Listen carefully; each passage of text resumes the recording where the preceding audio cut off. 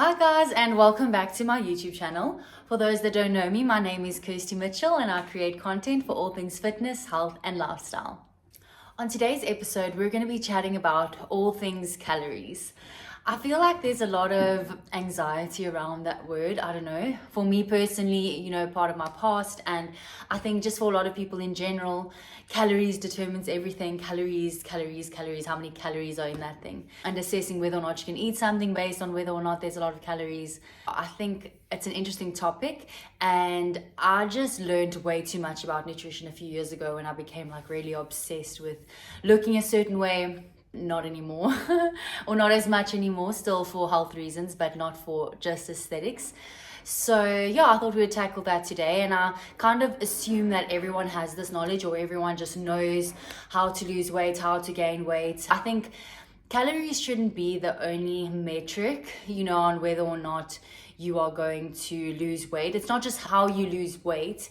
It's also what weight you're losing, right? I mean, do you want to lose fat? Do you want to lose lean muscle? Not many people just want to burn away their muscle, for example. So this particular episode is just on weight, so weight loss or weight gain or weight maintenance, and not necessarily on whether or not that's coming from muscle or fat. So it's just if you want to lose weight directly from the scale. And as you know, a lot of personal trainers and a lot of people would say, including myself, especially if you're training really hard and doing specifically weight training, do not expect that number to go down. Or if you're doing CrossFit and things like that, there could be a good chance that you're putting on muscle simultaneously and losing fat.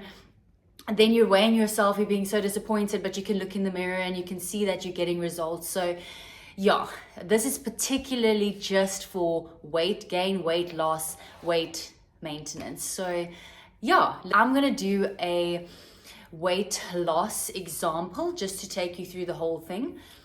But obviously you can apply the principles to weight gain or weight maintenance as well. So we'll do an example on how to lose 3 kilograms for someone that weighs 65 kilos. And I'm not 65 kilos, I'm pretty sure I'm well over 70, but we will do one for a person that is 65 kilograms and wants to lose 3 kilograms. This is the process that I would follow if I were to do that. Yeah, so let's dive right into it. Okay, let's get started. So here I am. Let's call me Bernadette. Don't ask me why I'm using the name Bernadette. I'm not too sure. It could be because I am watching Big Bang Theory, too much of it. But anyway, my current weight is 65 kilograms and my goal weight is 62 kilograms. I don't know if we're in fighting, boxing ring, whatever they are, where they have to be a certain weight class, that only the scale matters, but this is obviously a hypothetical situation. So we're going to keep going. Okay, so basically what we need to do, and what most of us already know, is that we need to burn more calories than what we consume. So calories burned needs to be greater than calories consumed.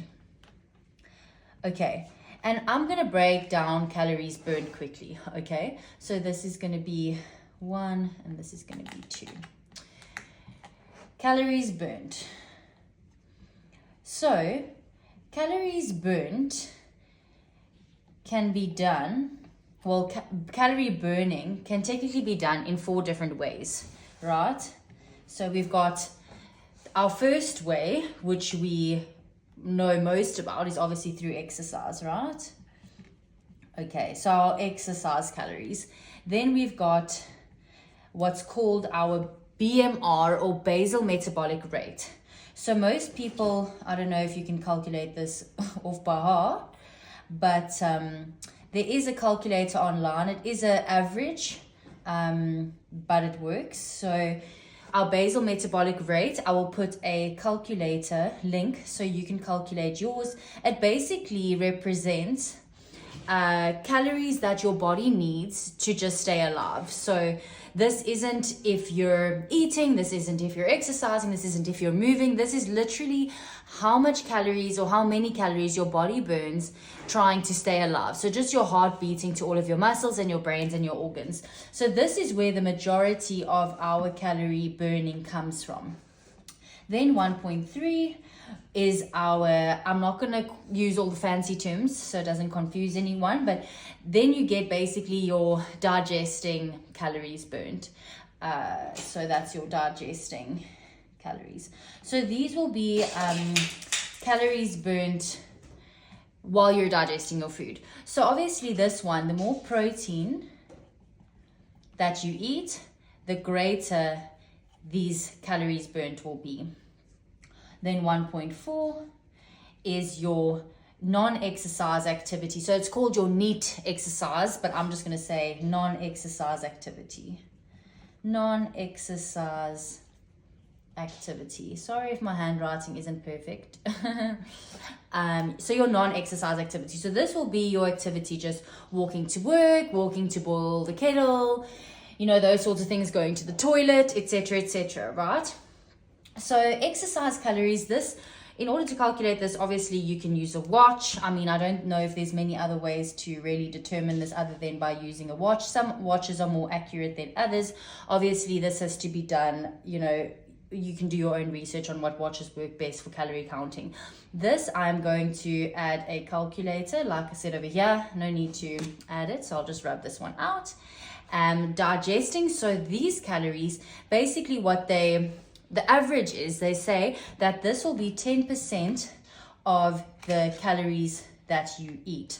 So you will burn 10% of the calories that you eat. It's a rough estimate, 10% of calories consumed. And then the last one will be your non-exercise activity. To be honest, other than, you know, measuring your steps and using your watch, once again, there's no real way of estimating this. If I'm trying to lose weight, I generally don't take this one into account and I don't take this one into account, because often we actually underestimate the calories that we consume, right? So yeah, you add these four together, that plus that, plus that, plus that, and that'll give you calories burned. Hello, Mia. We did anticipate this happening, so we're just gonna, thank you. Yes, I know, it's terrible. So that's calories burned. Then calories consumed, this is an easy one. Literally, your calories consumed, you can track using a tracking app. You should include all your drinks, your drinking calories, your sauces. These are ones that are often forgotten. Your bites or sips of things. People often underestimate this. And also, if you're really being how you're supposed to be and really tracking your calories accurately, you will want to weigh all food and measure all drinks. So always know exactly how much you're having of each food or drink.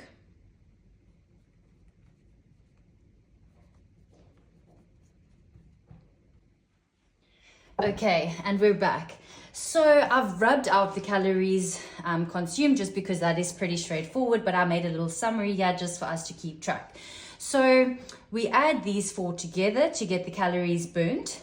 And then we take our calories that we consumed using our fitness app or whatever we used. We weighed and measured everything that touched our lips, including drinks, sauces, foods, etc. And we took that daily calories and we minused our calories burnt, and we got our calorie deficit for the day. This can be by the day, by the week, by the month, etc. So now getting to our actual 3 kilos minus 3 kilograms. So in each kilogram, 1 kilogram, there are 7,700 calories. Okay, so that means if I wanted to lose 3 kilograms, I would have to burn 7, 14, 21. So I would have to burn 23,100 calories. This would be really embarrassing if I got that wrong, just because I am an accountant. So 23,100 calories need to be burnt, right? So that is our goal for this deficit right over here. My friends, this does not happen easily. 23,100 calories is a lot, right?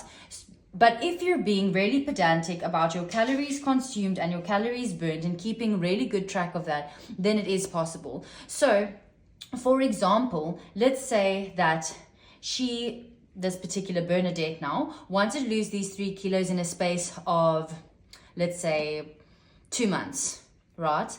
So let's say with an average month of 30 days, we would take 23,100 calories divided by 60 days, and we would get, I cannot do that maths right now, let me use a calculator. Okay, I'm back with a calculator because Kirsty's brain has done enough maths for the week. So that'll be 385 calorie deficit every single day.